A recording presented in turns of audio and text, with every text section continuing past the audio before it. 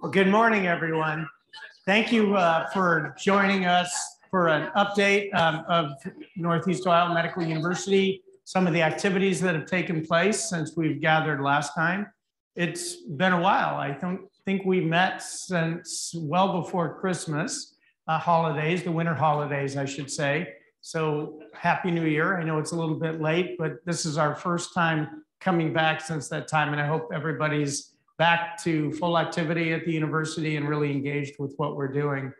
I want to start by giving you an update on a few things. I'm going to keep my part relatively short today so that I can then turn it over to Lacey Madison's team to give you updates on the strategic plan implementation. And here are some stories from people who've been impacted by it and who are impacting it in its implementation itself. It's been an incredibly successful time for us from a research standpoint. Every time I do this, I like to recognize our faculty members who brought in new research grants. And I'm really pleased to tell you over the last 6 to 7 weeks, we've been informed that we've received almost $4.8 million in additional grants. Some of those are from federal government agencies. In fact, most of those are, but certainly recognize Margie Sanders, who has a $2.169 million grant from HRSA, and to Dr. Reed Gagan, who brought in a $1.9 million R01 from the NIH, Dr. Rosen, who also has NIH dollars with Carnegie Mellon for over $500,000. And then other folks who brought in new grants include Dr. Safadi, Dr. Bauman brought in 2 grants, and then Dr. Daniel Krish also has a grant. So that's really a huge success, and really pleased with the work that they're doing to promote research and to promote the activities at this university. Also want to thank Dr. Kasmer over in the back of the room.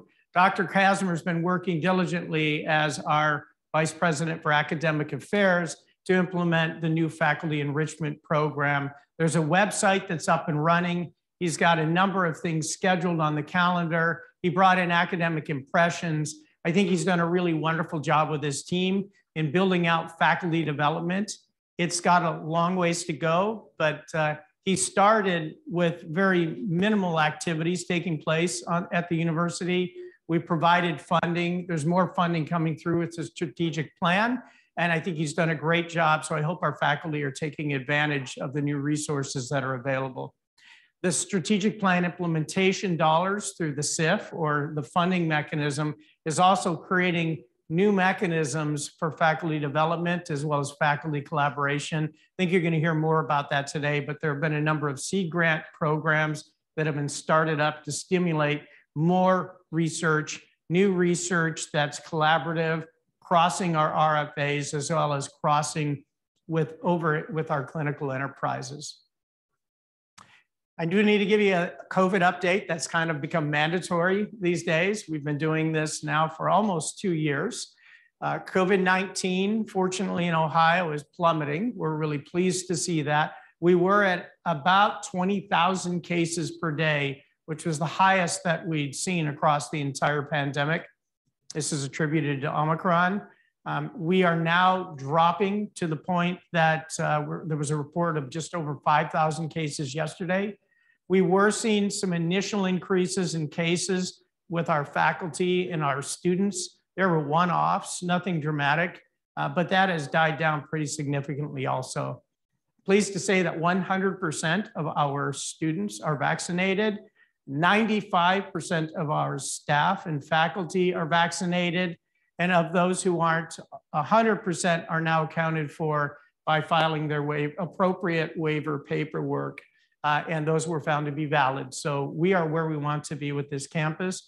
Thank you all very, very much for what you've done to support us. We're hoping this is going to go away. We just have to wait and see as new variants potentially pop up.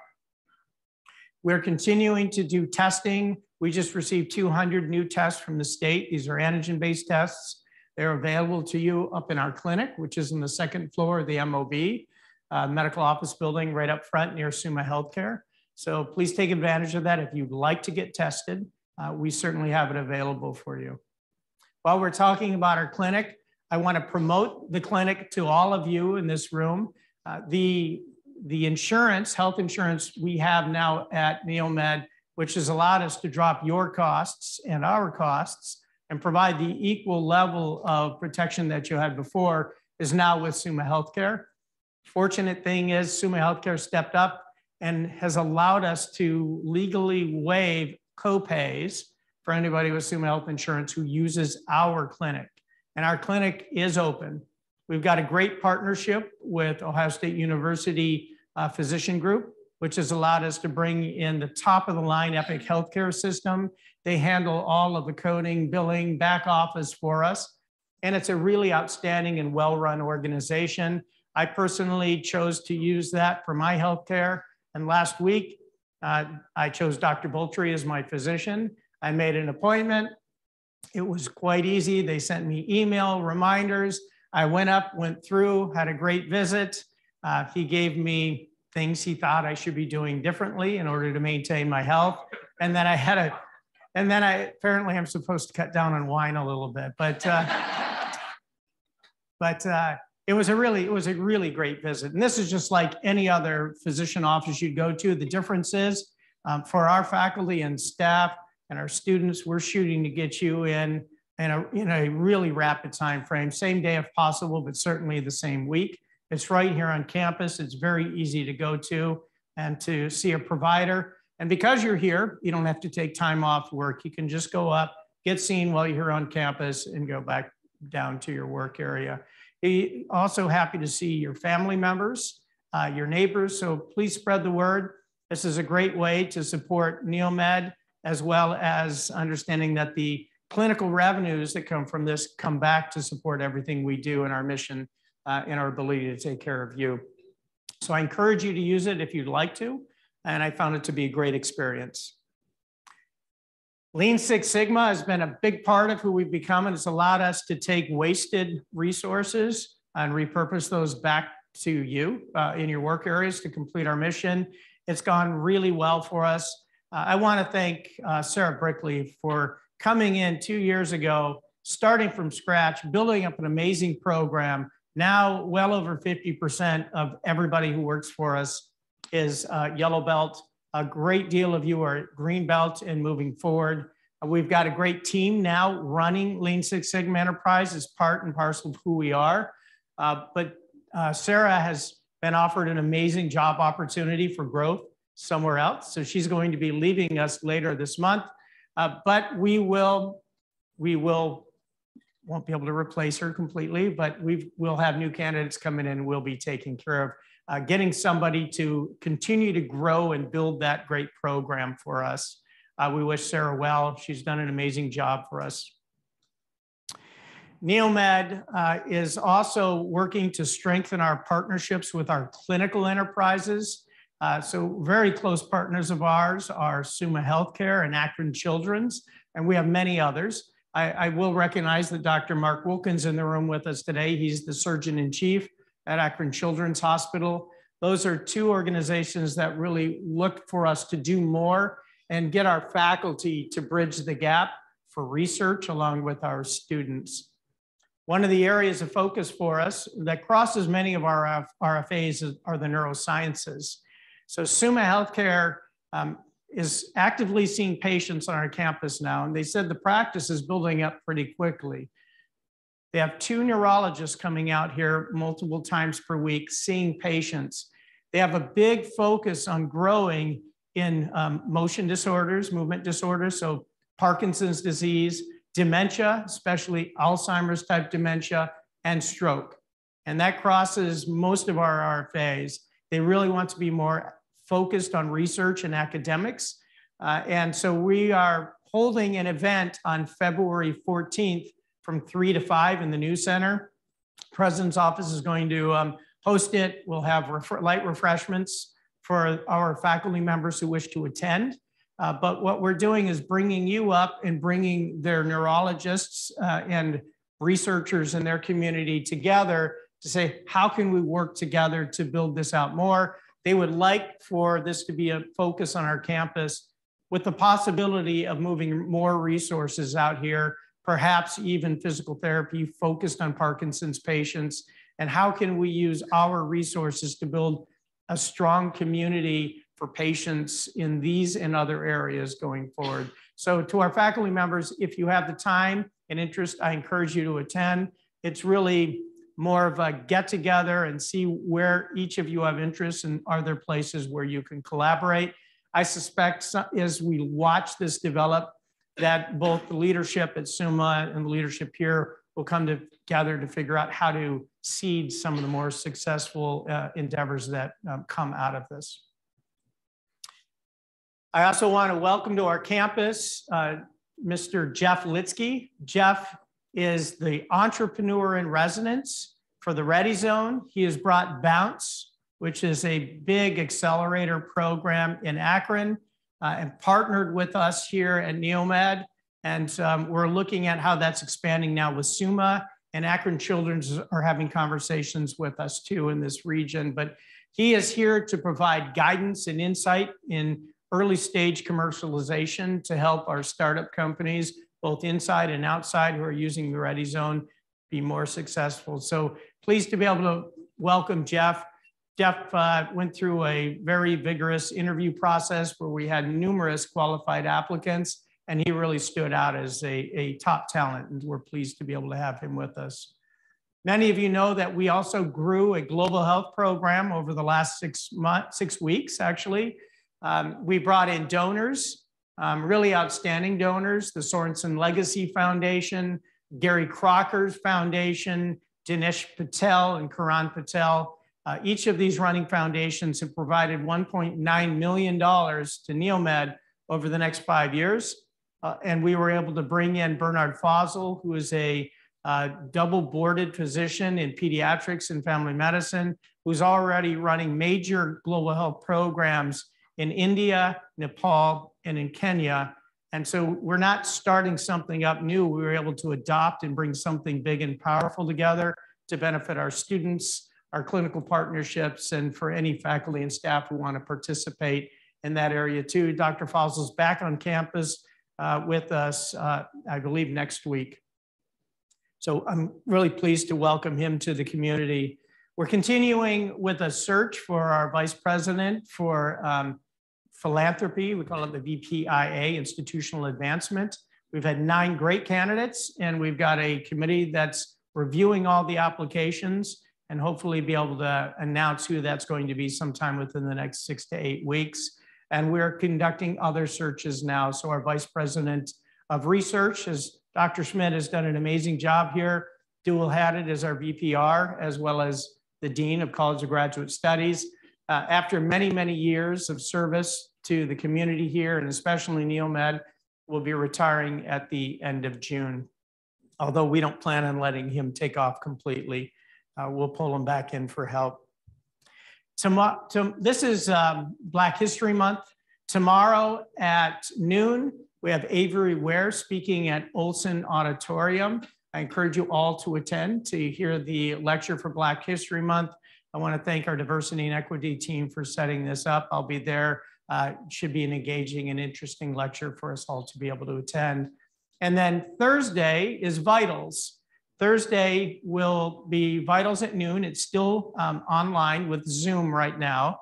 And we're really fortunate to have Ezekiel Emanuel come join us for that talk. Many of you may know him nationally. He's been highly recognized and highly engaged in healthcare transformation in the community. I believe he's vice provost for global engagement at the University of Pennsylvania right now. You may recognize the name. Emanuel is, I think it was his brother, if I'm not incorrect, who worked for the former administration here in the US presidency. Not the Trump administration, the Obama administration. If I got that right, I hope. Public history is probably a bad idea for me so don't quote me on that one. The other thing to watch out for Thursday, Wednesday, and Friday is please keep aware of the advisories coming out of the university. We're following the National Weather Service forecast for a major storm that's coming in. Right now, we're being told it could be massive ice, it could be flooding, or it could be huge piles of snow, or some combination of all of those. So please do keep an eye on the horizon for that. We will send information to you. We are using it as not a shutdown day if this occurs, but really a remote day so that we can keep you safe and not having to commute and deal with these issues while the team who's here on campus can try and clear the snow and the ice and make sure that there's an opportunity for us to get back to what we do. So please do watch for information to follow on this. I also wanted to recognize Mr. Nate Flath and his team in the College of Graduate Studies. During the period since we've had our last opportunity to give you an update, they did launch and get accredited our new anesthesia assistant program. We have 12 initial students in that. The program, they worked really hard to get this up and running. We have some amazing and talented students who've joined a brand new healthcare delivery program at Neomed, which is just part of our growth for providing a healthcare workforce for the state of Ohio. So with that, I'm going to keep it short. I will open it up for questions briefly before I then move on to introduce Ms. Lacey Madison. If you have questions, Michael has asked if you could use the microphone. I'm not going to hold you to that. I know it's kind of difficult to get to in the middle of the room. Or if there are any online, you can let me know.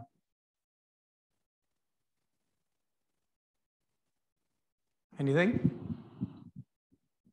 Right now, question online. It seems many people are leaving Neomed for better opportunities, being able to work remote more and more, obviously pay.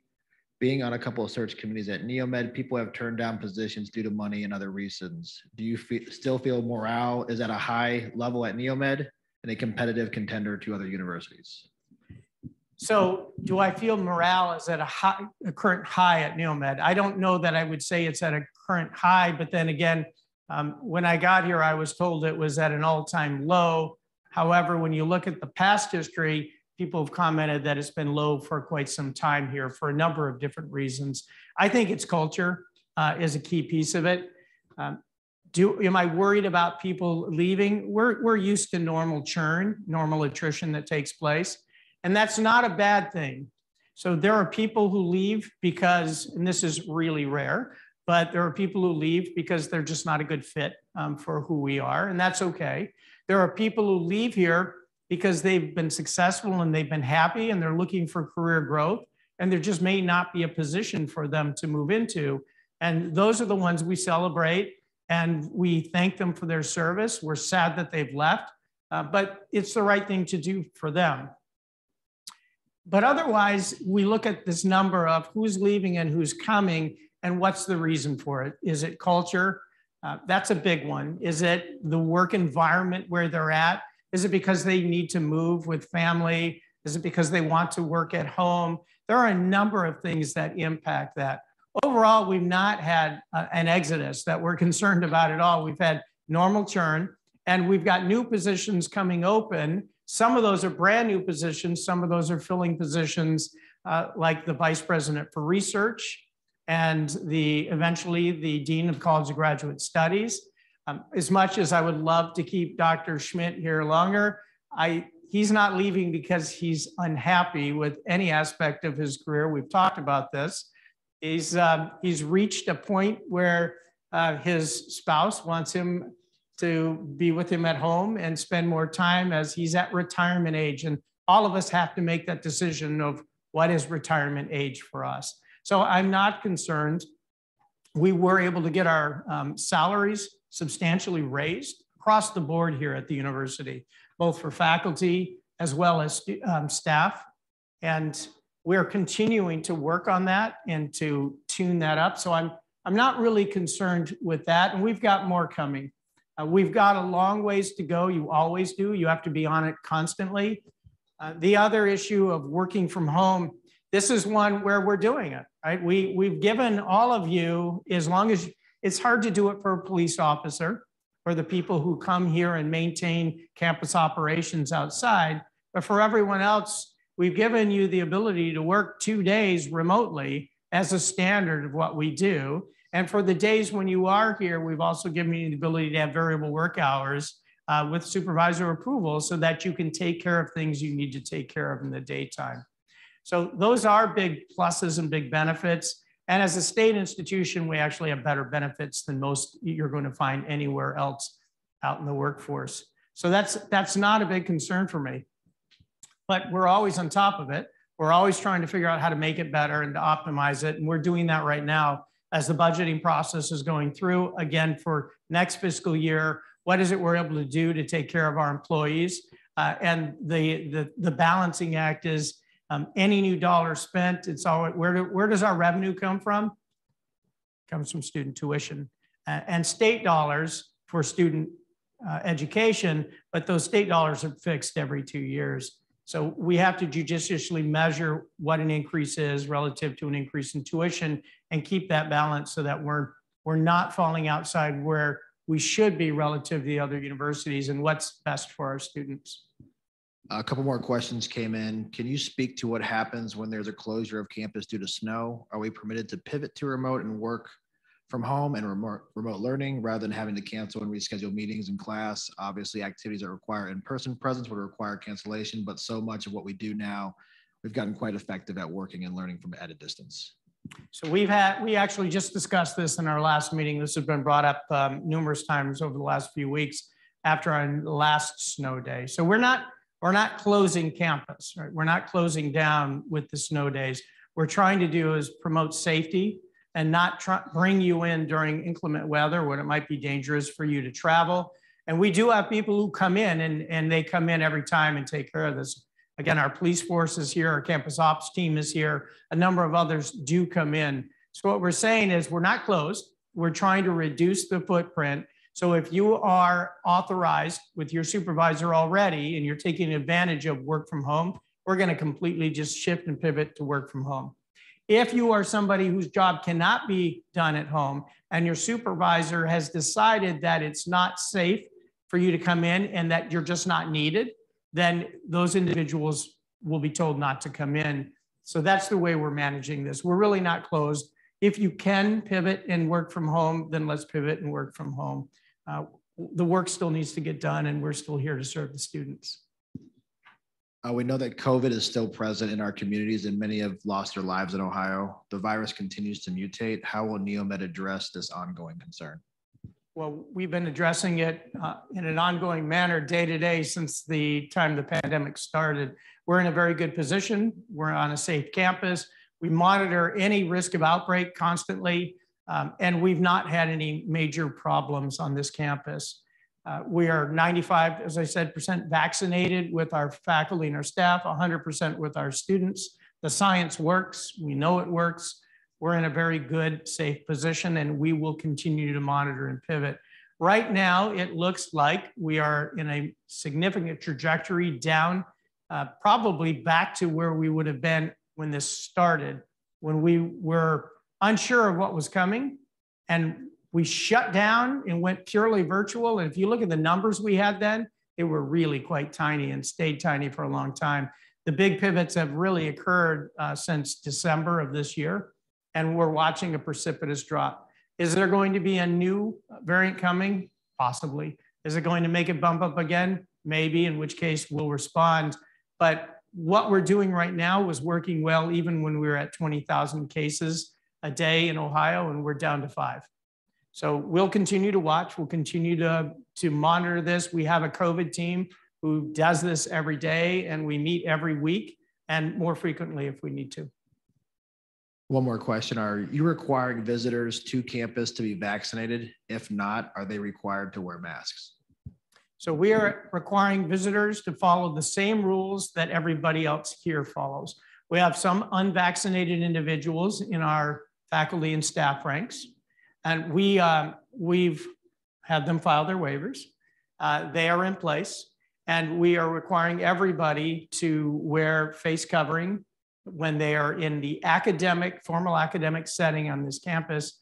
Otherwise, you are encouraged to wear a face mask for your comfort, wellness, and safety everywhere else on this campus, and we're asking our visitors to do the same. just like you're doing when you go to the grocery store, to the pharmacy, to restaurants, or every aspect of your life outside of Neomed. We're treating it the same way. So our academic corridors are posted as mandatory mask zones. Everywhere else is not. Good. Any questions from the group here? And I'd like the opportunity to be able to bring Lacey Madison up to introduce to you some of the accomplishments that have been taking place through the strategic planning process and introduce some individuals who are going to share their stories with you. Thank you. Thank you, Dr. Langell. Can everyone hear me okay? Excellent. So as you know, our mission is to harness diversity, innovation, and collaboration to create transformational leaders to improve health through education, discovery, and service. So we all know this. This is why we're here. And while the implementation of the strategic plan is going along, we are right on track with our progress across all of our pillars. So as you know, internally, we're organized in our 6-pillar function. We have 42 strategic initiatives. And I think at last count, we're up near 80 action plans that we are executing. We've implemented a performance management platform called Invisio. Many of you are trained and will be contributing information and data into that platform, which will help us demonstrate the progress that we're capturing, the great work that we're doing, what we're doing specific to action plans that were submitted almost a year ago now, and also the growth that we are capturing in the work that we're doing organically, education, the progress of our students, the KPIs that are public facing and go to our board. All of that information is going to be centralized in one repository. We're going to have a better data governance management system, standardized visualization of our data, and all of this will have been validated and managed across the enterprise. So we're really excited to implement that, but it's really about the work that is being done that you are all doing and how that contributes to advancing our mission. So what we are claiming is that we are transformative. We're creating transformational leaders, but that's across all of our stakeholders. So all of our customers, I know in higher ed, we don't really love that word, but our customers are our students. Our customers are you, our faculty, and our staff. Our customers are our clinical partners and our communities in which we serve. So as we teach and contribute, each one of us, whether it's keeping our campus clean and safe, or Dr. Langell doing everything that he does to advance our partnerships and our position within our ecosystem here, every single one of us has a role that contributes and leads to advancing our mission. So our North Star is transformation, and we've heard about all of the great work that you folks are doing. What we'd like to do is take the structure of our strategic plan, that 6-pillar function, and push it forward towards the outcomes that we produce. So the outcomes and our commitment to you as our stakeholders is an exceptional experience. Our commitment is related to advancing and celebrating diversity, equity, and inclusion. We're committed to helping Neomed really establish this position in the market as a leader. We're committed to leadership and research in all of the programs that we do. And we're committed to developing our people. And that's the format that we bring to you, to have folks come and talk about the work that they're doing or the experience that they've had and the impact that that brings across our campus. So to start it off, I want to introduce you to Nooper Goyal, who is a third-year medical student and was an absolute leader in developing the first inaugural Tedx Neomed. And so she is going to talk about her experience in that leadership and how that was and the impact that that program brought to Neomed. So Nooper, please join us.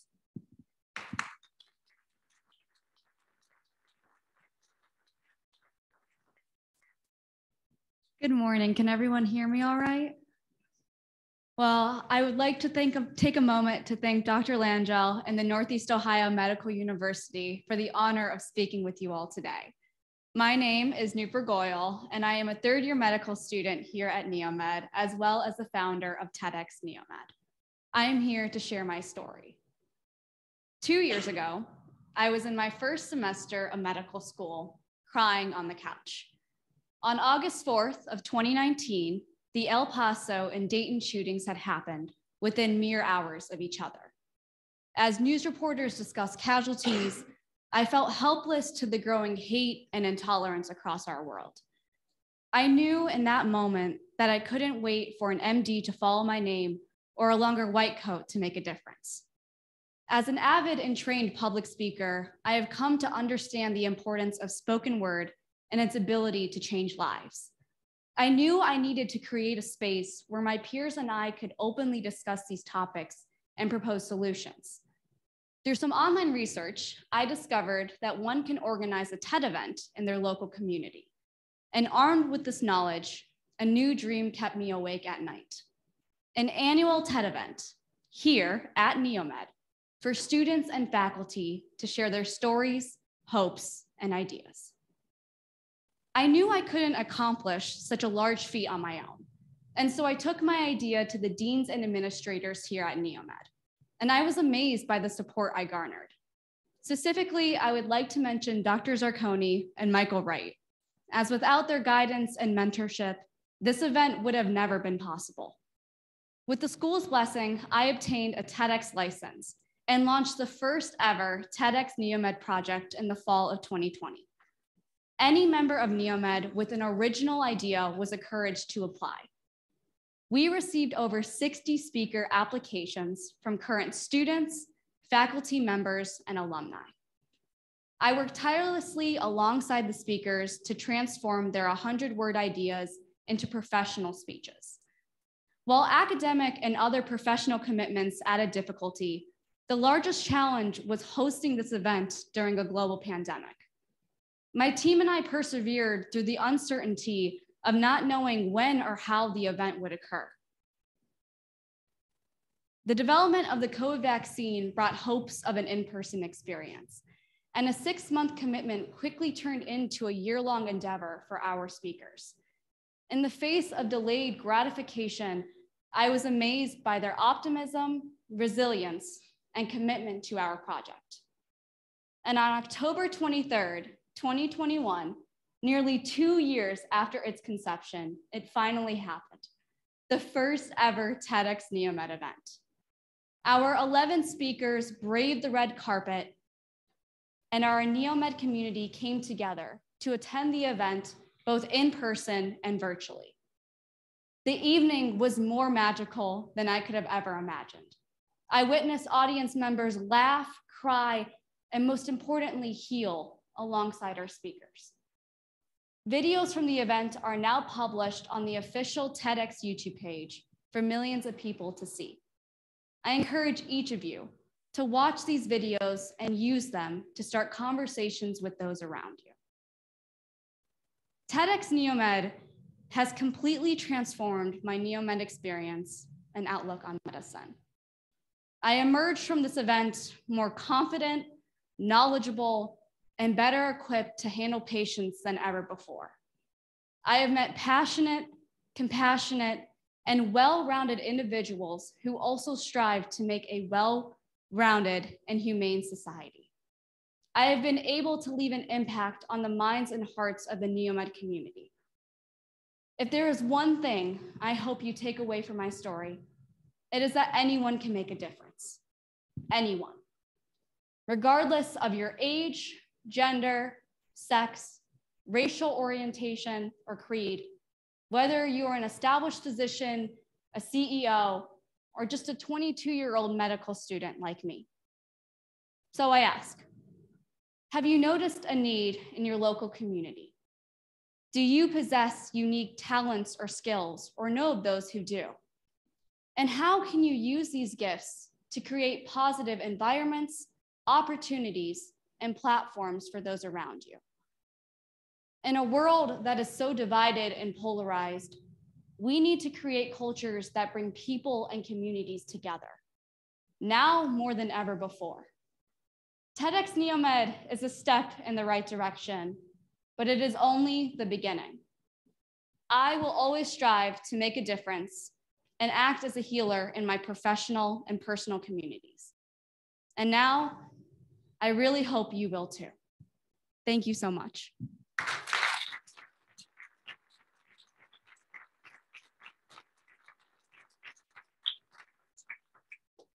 That is a hard act to follow. Nooper, we are very excited to watch you as you grow in your career and the wonderful impact that you are going to continue to have. As you know, the strategic initiative funding was put aside to promote initiatives that advance our mission. One of the amazing projects that came across the team for review was an opportunity to take our URM enrollment and the increase of that, our enrollment, our underrepresented medicine students, and follow them through their experience. And so Dr. Diaz and Iris Morales have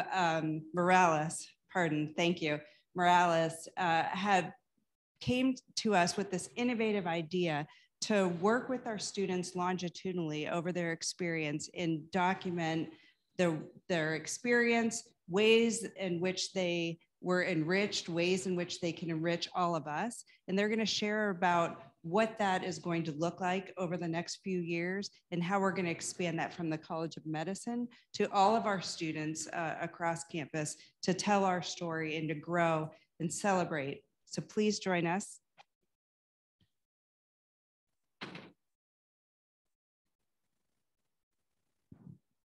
Dr. Diaz.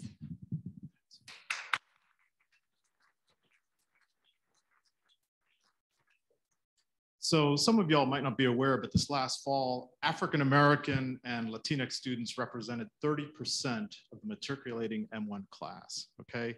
And this was a monumental demographic shift from prior years where we averaged about maybe 8 to 10%, if I think I'm correct on that. When Iris and Jim Barrett first revealed these figures to me, of this incoming class, I thought to myself, this will have been the third most important historical event in the history of our institution.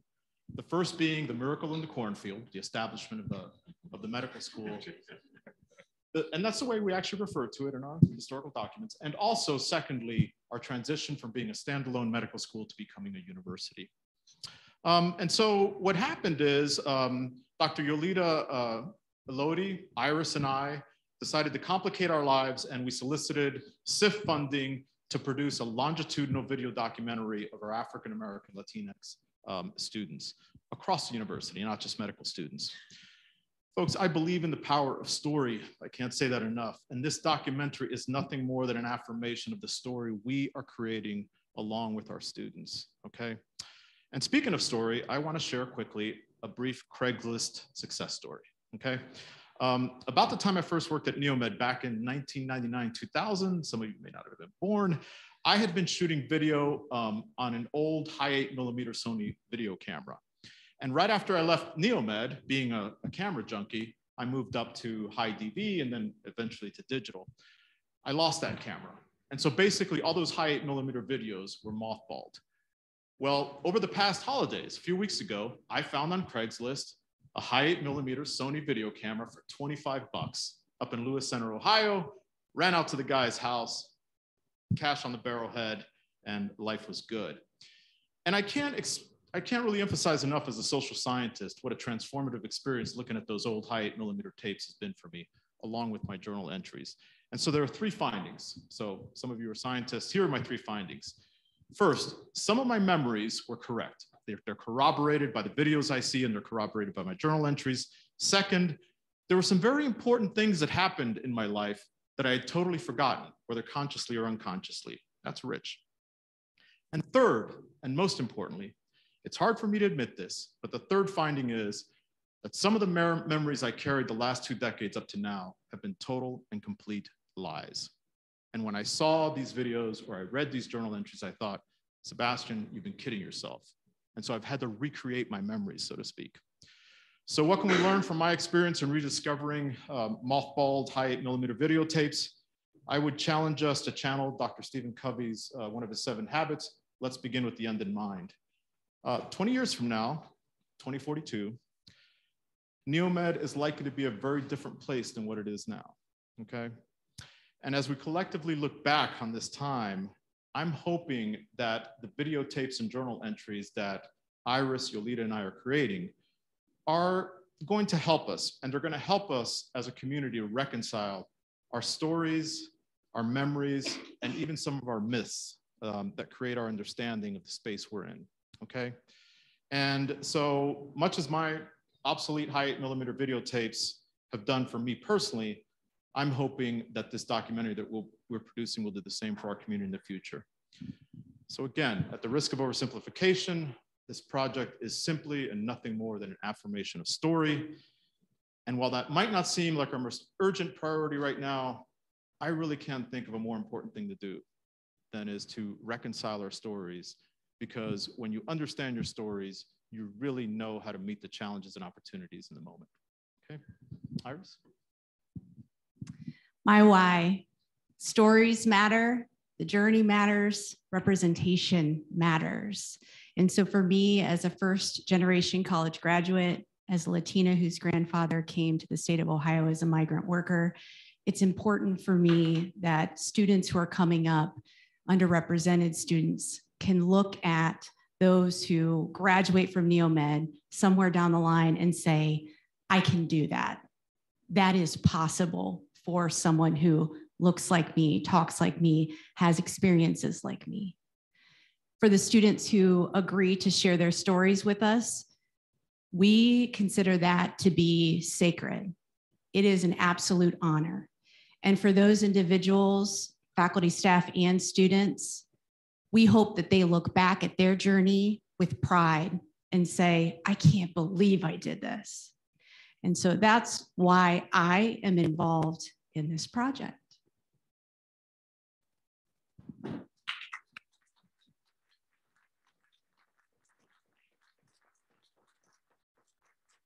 Thank you so much. We are so excited to see what that looks like and to support you and our students as we celebrate diversity here at Neomed.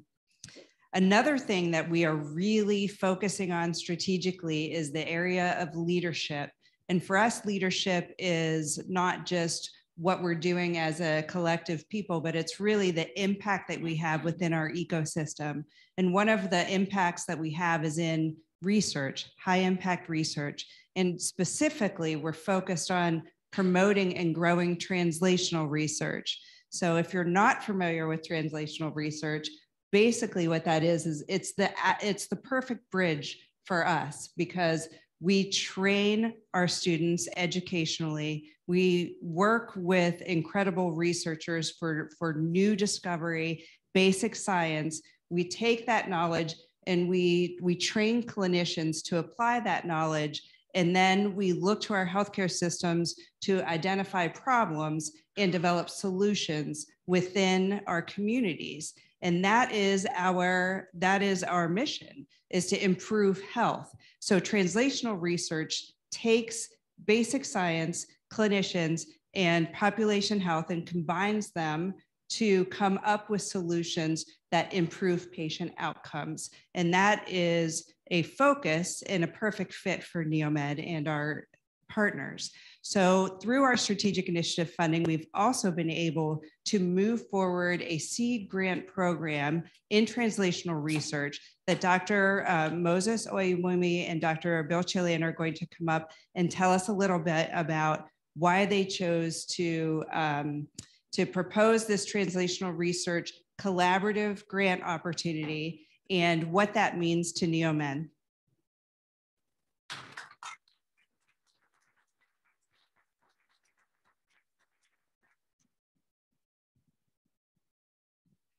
So thank you. Thank you for this opportunity. Translational research is an important strategic initiative for Neomed. For scientists out there, the challenge is that to take basic research discoveries into practical application that will make impact for patient is not that easy. You need collaboration. You need to go together with clinical practitioners. That is why it's a big deal that our university, Neomed, is committed to really forming the much needed partnership that will make it easy for us scientists to be able to form that much needed association. So for translational research, we have a committee on campus set up to manage the initiative.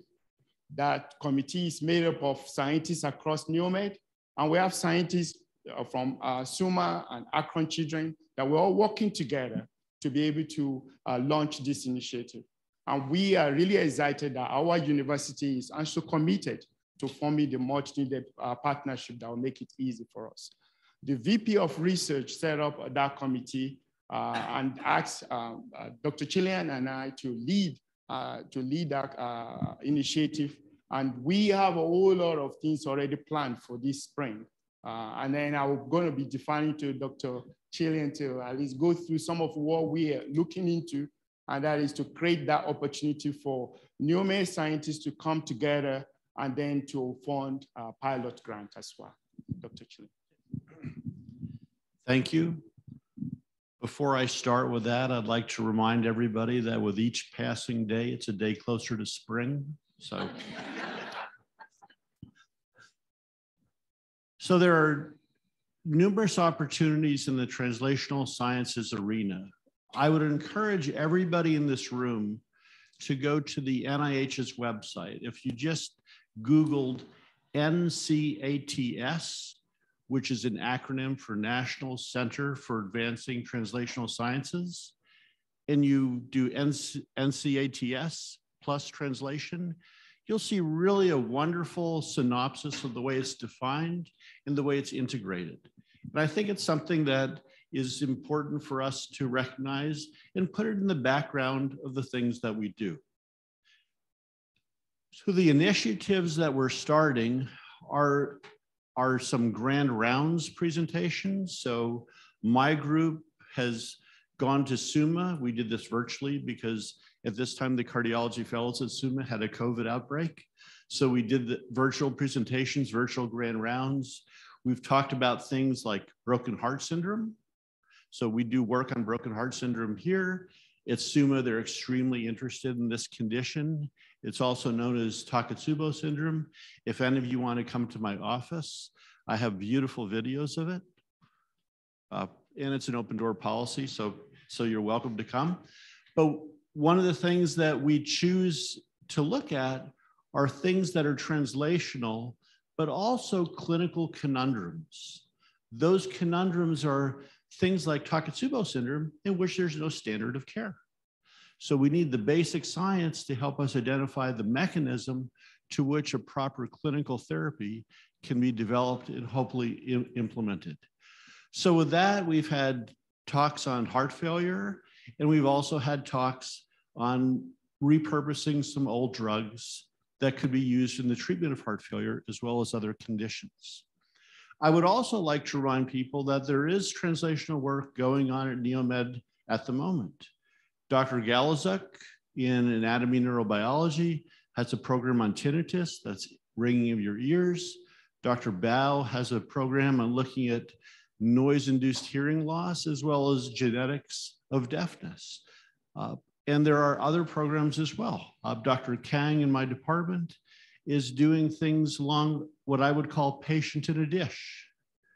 We can get a blood sample from a patient at Children's Hospital. We can take the white blood cells from that blood sample. We can actually insert 4 genes in those white blood cells and make them into a stem cell. And we can grow beating cardiac myocytes, beating heart muscle from a white blood cell.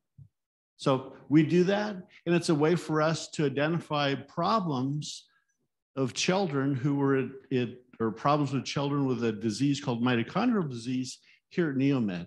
And Dr. Kang can then dive down into it, look at mechanisms, and hopefully devise a better treatment leading to a precision-based medicine platform, because every patient is different, right? So those are the goals. We also have scheduled in the spring I don't know if it's the date and time is scheduled yet, an event in which we'll bring clinicians from our partners, have them meet with Neomed faculty, and try to do sort of what I would call a scientific speed dating protocol.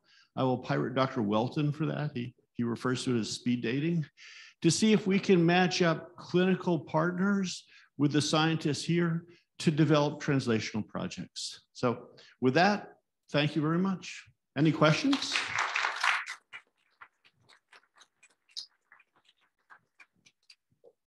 Fascinating work that's going on and more opportunities that will be coming. So stay tuned for more opportunities. If you have questions about translational research or ideas or partnerships, please reach out to those two gentlemen, and we'll see what we can hook up for you in terms of seed grants. Lastly, we have one more group who's going to talk to you. As you know, we're committed to developing our people. Our lean work has been really grown, and the programs, the amount of people that have gone through the training is significant. But what we're seeing now is the deployment of that across the different work areas. And so we have a group from Student Services, Dr. Sandra Emmerich, Ashley King, and Brian Butler are going to talk about their experience with lean, but how they were able to use those principles to improve the students' experience as they transition student leadership from one student leadership of organizations from one year to the next. So they were really able to streamline that. Please come join us.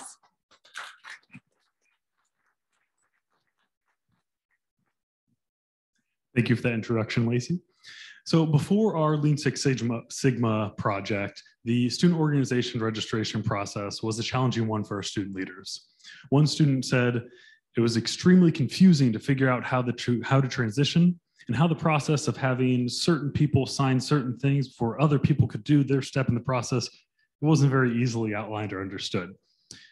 So I'm sure you can tell by that roller coaster of a sentence, it was a tricky process for our student leaders. So based on that and other feedback from students, Student Services identified opportunities to create improvements in the student organization management and annual registration.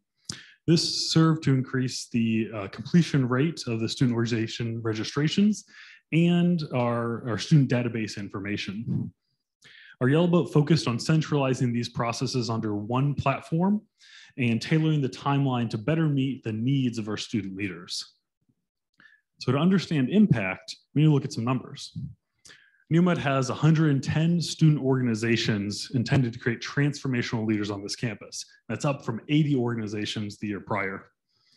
There's an average of 25 student organization events occurring on this campus throughout the academic year per month, so about one per day. And 676 students involved in at least one student organization. And of them, 150 are directly involved with the student organization transition process. And of course, everyone else is indirectly involved to their involvement in the orgs. I think this speaks to the broad impact that this process can have on creating an exceptional student experience at Neomed. So this project came about from student feedback and previously experienced challenges, which was a good thing because it did create a sense of ownership with the student organization leaders involved in improving it. And then finally, we're seeing enhanced levels of collaboration across departments, particularly IT and accounting, as we are now able to provide more accurate and up-to-date student database information to the campus community as a whole. So now Ashley's going to share more about the challenges and lessons learned throughout our project. So by surveying our students, we were really able to understand kind of where the loopbacks were occurring and utilizing Lean Six Sigma tools to do a process map and really understand the voice of customers. So our students kind of told us three things. One, our technology just wasn't sufficient. And so we kind of took that note and really explored different technological options for our students in ways that we can improve the process further. We also knew that our students needed more training as well as our advisors. So we were able to understand that we needed to do more training for our students and do like webinars, and really through Zoom, we were able to kind of do more with that. And then our third kind of piece of that was just really managing our waste. And so our process and the way that it existed were a lot of questions like, well, why does this piece exist? Is it that way because it was always that way, or is it that way because it really needs to be that way? And I think a lot of us kind of experience that in our roles here at Neomed. Is it historical, or is it because it needs to exist in that way? And so we were able to kind of understand those three barriers in the student experience.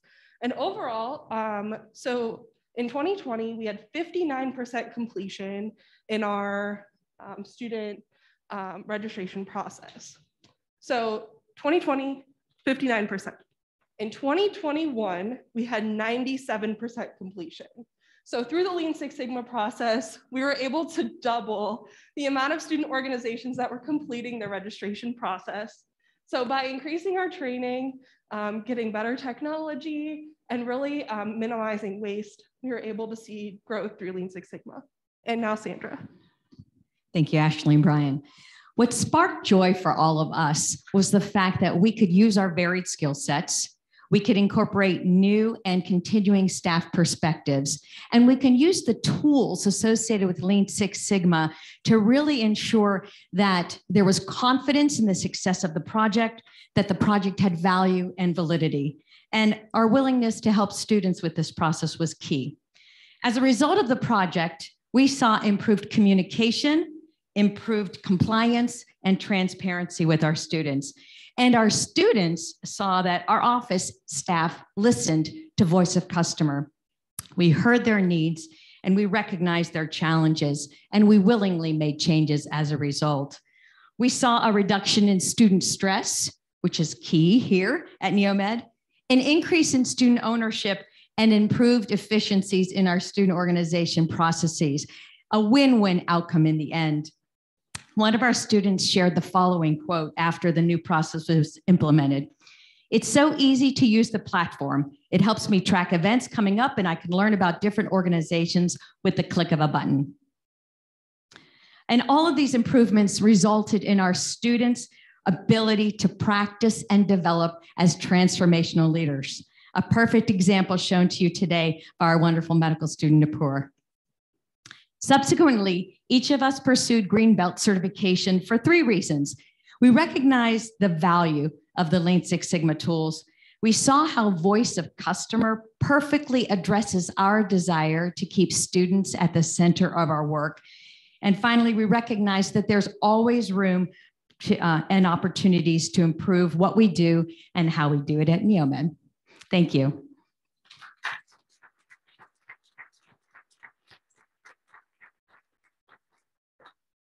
About a round of applause for all of our speakers. Thank you guys so much. You guys were wonderful. And thank you to all of you and the work that you're doing. And we hope that we'll be able to feature you in our upcoming updates. As you know, the strategic initiative funding is an active rolling internal funding process. The next round to submit your great ideas and action plans to move forward is February 9th. We are at 78% of the million distributed to date. So if you have a great idea that you've been thinking about, please don't hold anymore. Please go ahead and push it forward to us. What's coming up, our implementation of our software platform is going to enable us to push forward a public facing dashboard that will show on our website, that will you'll be able to see the effect of the good work that we're doing, and you'll be able to point others there to look at it. That should be launched by our next Board of Trustees meeting. Beginning of March is our absolute deadline. We think it'll be sooner than that. So stay tuned. We're excited to share all of the good work and the visualization of the work that we're doing here. Until then, any questions for our speakers?